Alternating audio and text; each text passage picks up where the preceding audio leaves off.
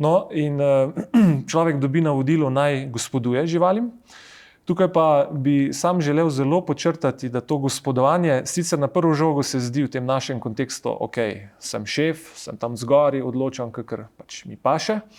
Ampak svetopisemsko gledano je zelo poudarjeno, da človek ima kraljevsko dostojanstvo, je na nek način vrh piramide stvarjenja, ampak to je samo ena plat tega kovanca. Na drugi plati je njegova tudi kraljevska odgovornost. Se pravi, da to gospodovanje ni v smislu absolutnega vladanja, tiranskega celo vladanja, ampak bolj bi rekel v smislu razumnega vladanja. Razumnega, bolj bi rekel v smislu skrbništva.